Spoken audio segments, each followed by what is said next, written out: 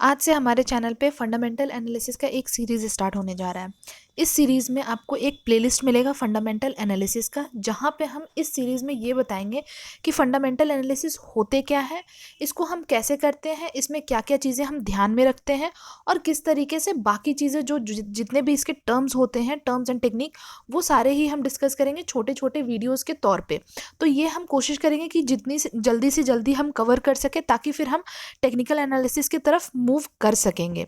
तो अगर आपने हमारा कल का वीडियो नहीं देखा है, जो कि आपके लिए हेल्पफुल होगा, जो हमने बनाया था how to pick a stock in 10 minutes, जहां हमने बताया था कि हम कैसे किसी भी स्टॉक को पिक करते हैं 10 मिनट के अंदर, जहां हम ध्यान देते हैं फंडामेंटल, टेक्निकल एंड वैल्यूएशन के ऊपर। तो उसी से कनेक्टेड है ये वीडियो, जहां पे हम पहले कवर करेंगे फंडामेंटल एनालिसिस, उसके बाद वैल्यूएशन एंड देन फिर हम टेक्निकल एनालिसिस का एक सीरीज कवर करेंगे। तो अगर आपने वो वीडियो नहीं देखा है तो आप प्लीज़ ये वीडियो पॉज करें, सबसे पहले जाकर के आप वो वीडियो देखें। आपको इसका जो लिंक है वो आपको आई बटन पे मिल जाएगा।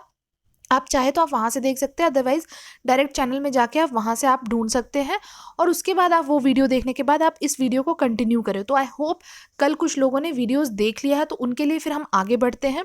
तो चलिए, welcome back to your own channel target bullseye. आज हम डिस्कस करेंगे क्या होता है फंडामेंटल एनालिसिस। तो अगर हम सबसे पहले बात करें तो fundamental analysis is a method for analysing a stock और सिक्योरिटी मार्केट प्रोस्पेक्ट्स।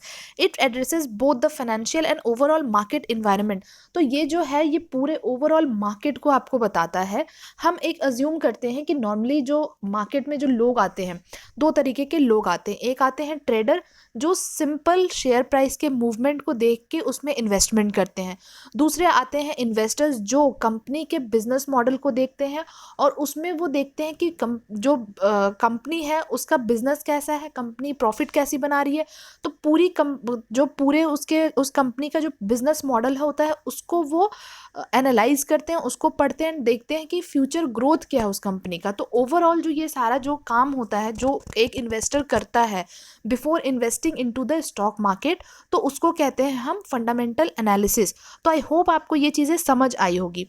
तो जैसा हम बात कर रहे थे कि जब भी कोई फंडामेंटल एनालिसिस करता है, तो वो लॉन्ग टर्म इन्वेस्टमेंट डिसीजन के बेसिस पे वो इसमें एनालिसिस करता है, ताकि वो आगे उसको लॉन्ग टर्म जब भी इन्वेस्टमेंट करे तो लॉन्ग टर्म के बेसिस पे करे, ना कि शॉर्ट टर्म के बेसिस पे, और उस हिसाब से वो प्रॉफिट बनाए।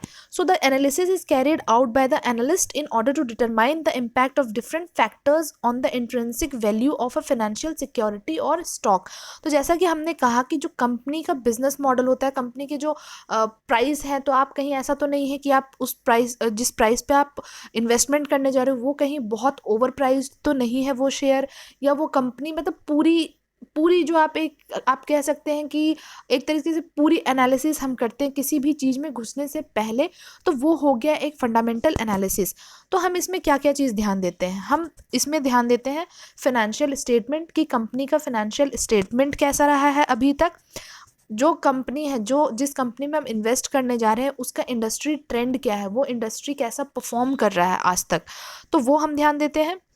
फिर हम देखते हैं जो एक्सटर्नल इवेंट्स और बाकी जो चीज़ें, एक्सटर्नल फैक्टर्स हो गए, काफ़ी सारे होते हैं जिसके वजह से कंपनी और इंडस्ट्री जो है वो इम्पैक्ट होता है। तो हम इसमें ये भी चीज़ों पे ध्यान देते हैं।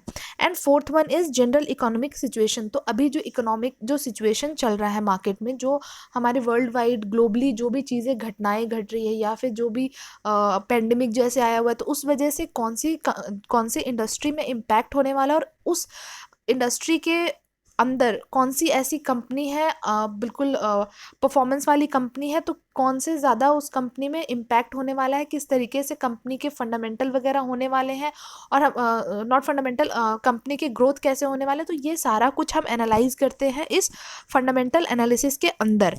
तो आई होप आपको यहाँ तक तो वीडियो समझ आया होगा। अगर आपको चीज़ें कुछ भी समझ नहीं आती है, आप बेशक मुझे कमेंट बॉक्स में आप बता सकते हैं। एंड प्लीज़, आप जब कमेंट करते हैं ना, तो मुझे बहुत ही एक मोटिवेशन मिलता है कि लोग हमारे कंटेंट को देख रहे हैं, पसंद कर रहे हैं और उस हिसाब से हमसे क्वेश्चन पूछ रहे हैं, हमारे ऊपर बिलीव आ रहा है उन लोगों का। तो प्लीज़ आप कमेंट करते रहिए। अगर आपको ठीक है, अगर आपको चीज़ें अच्छी नहीं लगी आप वो भी बता सकते हैं, डोंट वरी, मुझे बुरा नहीं लगेगा। आप अगर मेरी बुराई मुझे ही बताएंगे, मैं उस चीज़ को और सुधारने की कोशिश करूँगी। हमारा चैनल और कोशिश करेगा कि आपको क्वालिटी डिलीवर किया जाए, ये नहीं कि बिल्कुल सिर्फ क्वांटिटी हम डिलीवर कर रहे हैं एंड बेकार के कंटेंट हम आपको प्रोवाइड करें। नहीं, हमारा ये बिल्कुल भी मकसद नहीं है। हम चाहते हैं कि आपको क्वालिटी कंटेंट प्रोवाइड करें। तो चलिए ज़्यादा टाइम वेस्ट नहीं करते हैं बातचीत में, हम आगे बढ़ते हैं वीडियो में। अब अगर हम बात करें एनालिसिस, तो चलिए अगर हम देखें कि tools used for fundamental analysis, तो कौन कौन से टूल्स होते हैं जो हम फंडामेंटल एनालिसिस के टाइम पे यूज़ करते हैं।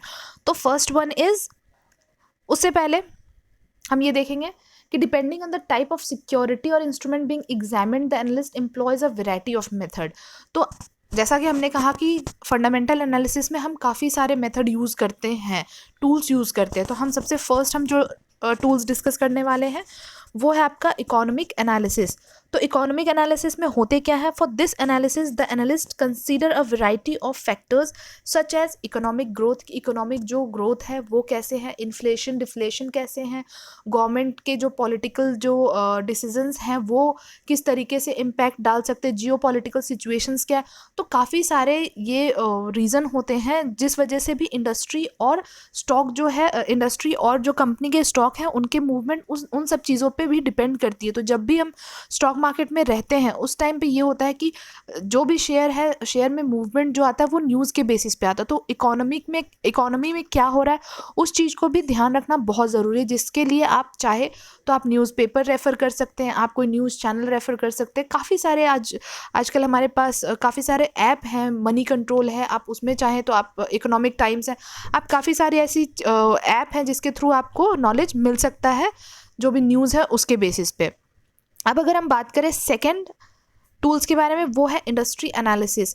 तो इंडस्ट्री एनालिसिस में हम क्या ध्यान देते हैं कि one second, the analyst consider various factors such as how the business operate, that means business कैसे operate कर रहा है, companies के competitors हैं उनके shares कैसे हैं, कंपनी के जो कॉम्पिटिटर्स हैं वो कैसा परफॉर्म कर रहे हैं, ओवरऑल जो ग्रोथ है कंपनी की या उस सेक्टर की वो कैसी है, या फिर इन फ्यूचर जो फ्यूचर प्रोस्पेक्ट्स हैं, जो इनके फ्यूचर ग्रोथ होने वाले हैं वो कैसे है, बार्गेनिंग पावर कैसी है, जो न्यू एंट्रेंट्स जो आ रहे हैं मार्केट में उनके उस सेम इंडस्ट्री में सेम सेक्टर में उनकी स्ट्रेंथ क्या है, वो किस तरीके से काम करने वाले। तो ये सारी चीज़ों पे एनालिसिस करना होता है और ये सारी चीज़ें हमें पढ़नी होती है कि जो कंपटीशन है उनके जो उस सेक्टर के या उस कंपनी के वो कैसा परफॉर्म करे। तो हमें ये सारी चीज़ें हम देखते हैं उसमें, पेयर टू पेयर का या फिर आप कह सकते हैं कॉम्पिटिटर का, हम ये भी देखते हैं कि कंपनी कैसा परफॉर्म कर रही है, इनके जो कॉम्पिटिटर हैं वो किस तरीके से परफॉर्म कर रहे हैं, उनके बाकी जो टेक्निक है या फिर जो बाकी मेथड जो है वो कैसे हैं, वो क्या क्या इम्प्लाई कर रहे हैं, वो सारा हमें ध्यान देना पड़ता है इस चीज़ में। अब अगर हम बात करते हैं वहीं कंपनी एनालिसिस का, तो कंपनी एनालिसिस में हम ये दो चीज़ ध्यान देते हैं। एक तो हम ध्यान देते हैं quantitative and qualitative performance of the company. तो इस चीज़ को हम दोनों चीज़ हम ध्यान में रखते हैं, इसका हम आगे जा करके आगे स्लाइड में हम डिस्कस करेंगे। तो जैसा हमने कहा कि हमने पिछले वीडियो में भी ये सारी चीज़ें कुछ चीज़ें हमने कवर की है, तो उसमें क्योंकि हमने एक एज अ बंडल हमने यूज़ किया था कि जब हम कोई भी स्टॉक चूज़ करते तो हम क्या क्या चीज़ यूज़ करते, तो वहाँ था फंडामेंटल, वैल्यूएशन एंड टेक्निकल। तो वही सारी चीज़ें हमने थोड़ी बहुत एक आपको हल्की सी वहाँ पर बेसिक चीज़ें बताई है, वो आप अगर देख लेंगे तो आपको ज़्यादा बेटर अंडरस्टैंडिंग मिलेगा इस वीडियो में। इसलिए हमने आपको कहा कि पहले आप वो वीडियो देखें फिर ये वीडियो देखें। तो चलिए अब वीडियो में आगे बढ़ते हैं। तो जैसा हमने कहा कि क्वालिटेटिव एंड क्वांटिटेटिव दो होते हैं एस्पेक्ट ऑफ फंडामेंटल एनालिसिस। तो मेरी माने तो मुझे क्वांटिटेटिव से ज़्यादा मुझे क्वालिटेटिव जो एस्पेक्ट्स हैं वो ज़्यादा पसंद है। अब हम पहले ये देखते हैं होते क्या क्या हैं क्वांटिटेटिव एंड क्वालिटेटिव में। तो जैसा हमने कहा कि एक होता है qualitative analysis and quantitative analysis. तो आपको क्वालिटेटिव में जो मिलेंगे वो आपको मिलेंगे गुडविल और ब्रांड रिकग्निशन। जो कंपनी का गुडविल है मार्केट में वो कैसा है, जो ब्रांड है वो कितना पावरफुल उनकी ब्रांडिंग है, लोग किस तरीके से उनके कंपनी को जानते हैं। क्योंकि आजकल अगर हम कोई भी तरीके का हम कोई भी सामान लेने जाते हैं मार्केट में तो हम सिंपल ये नहीं सीधा हम ब्रांड का कभी कभी हम नहीं बोलते हैं, हम उस प्रोडक्ट के बारे में बोलते हैं, बट हमें कभी कभी ब्रांड नहीं पता चलता है। कंपनी ये करती कि हर एक के दिमाग में ब्रांड ना छप के उनके जो कंपनी का जो प्रोडक्ट है उसका नाम छप जाता है। तो उस तरीके से हर एक कंपनी का अपना अलग अलग ब्रांडिंग का, एडवर्टीजमेंट का तरीका होता है, या फिर गुडविल मार्केट में अलग अलग तरीके के होते हैं। तो वो सारा हमें एनालाइज करना होता है। वो सारा आपको इंटरनेट पे आप चाहे तो आपको हर चीज़ आज के डे में अवेलेबल है। आपको बहुत ज़्यादा इधर उधर जाके आपको, पहले का टाइम नहीं है कि जब हम ऑफलाइन ट्रेडिंग करते थे और उस टाइम पे पेपर और न्यूज़पेपर में घंटों हम अपना सर फोड़ते थे और आधी इन्फॉर्मेशन मिलती थी। आज की डेट में ये सब नहीं है, आपको सारी चीज़ें ईजिली आपको इंटरनेट पे अवेलेबल होती हैं। अगर हम सेकंड बात करें तो सेकंड जो है वो है, 1 सेकेंड, अब जो हम सेकंड बात करते हैं वो है कॉम्पिटिटिव एडवांटेज। तो that means the ability to maintain competitive advantage leads to the success story to the company. तो मतलब जो कॉम्पिटिटिव एडवांटेज में हम ये देखते हैं, तो कॉम्पिटिटिव एडवांटेज में हम ये देखते हैं कि कंपनी किस तरीके से, मतलब एक तरीके से आप कह सकते हैं कि यूएसपी क्या है कंपनी की। कंपनी कोशिश करते हैं कि जो वो सर्विसेज प्रोवाइड कर रहे हैं लोगों को, या जो गुड्स प्रोवाइड करें या प्रोडक्ट प्रोवाइड करें, वो best and cheap, best price में एंड चीप प्राइस में एंड बेस्ट क्वालिटी में वो अपने राइवल्स के कंपैरिजन वो प्रोवाइड करें लोगों को। और वहाँ पे ये एक फ़ायदा होता है कि उनकी जो प्रोडक्टिविटी होती है वो ज़्यादा होती है, और उस हिसाब से उनके सेल्स एंड जो ग्रोथ होता है वो ज़्यादा हो जाता है कंपनी का। अब अगर हम थर्ड पॉइंट की बात करें तो बिजनेस मॉडल क्या है एंड मैनेजमेंट कैसी है कंपनी की। मतलब वो जो आप कह सकते हैं कि जो कंपनी है वो किस तरीके से कह सकते हैं आप अलग है किसी भी कंपनी से, और किस तरीके से उसके उनके जो मैनेजमेंट है वो किस तरीके से अपना जो स्टेबिलिटी है वो किस तरीके से मेंटेन कर रहे हैं, या ऑपरेशन है उस वो किस तरीके से, या फिर जो पॉलिसीज़ है कंपनी की वो सारा किस तरीके से वो मेंटेन करते हुए आ रहे हैं। तो ये सारा आता है बिजनेस मॉडल एंड मैनेजमेंट में। अगर हम फोर्थ की बात करें तो फोर्थ में आपको मिलेगा कॉर्पोरेट गवर्नेंस।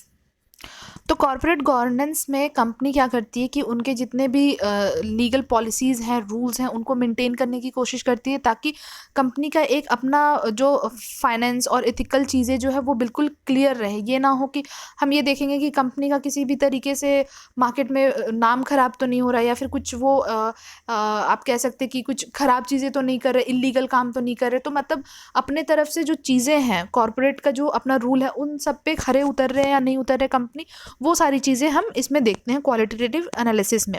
अब अगर क्वांटिटेटिव की बात करते हैं तो उसमें आता है इनकम और प्रॉफिट एंड लॉस स्टेटमेंट। तो वो सारा हम पढ़ते हैं, वो इतना भी डिफ़िकल्ट नहीं होता, बिकॉज़ आपको लगता होगा कि ये जो इनकम स्टेटमेंट या फाइनेंशियल स्टेटमेंट जितनी भी चीज़ें होती है वो बहुत डिफ़िकल्ट हो जाएगा पढ़ना। वो सारा हम आपको हेल्प करेंगे अपने नेक्स्ट वीडियो में, जहाँ पे हम आपको बताएंगे कि कैसे हम ये सारी जो रिपोर्ट्स आते हैं कंपनी के वो हम कैसे रीड आउट कर सकते हैं और कैसे हम उसको एनालाइज कर सकते हैं। फिर नेक्स्ट आता है आपका बैलेंस शीट। बैलेंस शीट पढ़ना कि कंपनी ने कैसा, मतलब आप सीधा सीधा आप देख सकते हैं कंपनी का जो प्रॉफिट एंड लॉस कितना रहा है इस 4-5 साल में, या जब से कंपनी ने अपना ऑपरेशन स्टार्ट किया तब से कैसा रहा है परफॉर्मेंस। तो वो सारा हम देखते हैं इन सब चीज़ों में। बैलेंस शीट हम पढ़ते हैं। उसके बाद कैश फ्लो देखते हैं कि कंपनी के पास कैश कितना है। ये ना हो कि कंपनी ने सारे ही, या तो आप कह सकते हैं कि सारा ही इन्वेस्टमेंट कर दिया। कंपनी के पास अपना भी कैश रहना वो भी ज़रूरी है, जब भी क्योंकि कभी कंपनी को इमरजेंसी पे कभी कोई काम आता है, कभी वो बिज़नेस एक्सपैंड करना चाह रहे हैं या फिर कुछ भी रीज़न है, तो उस टाइम पे उनके पास कैश होना चाहिए।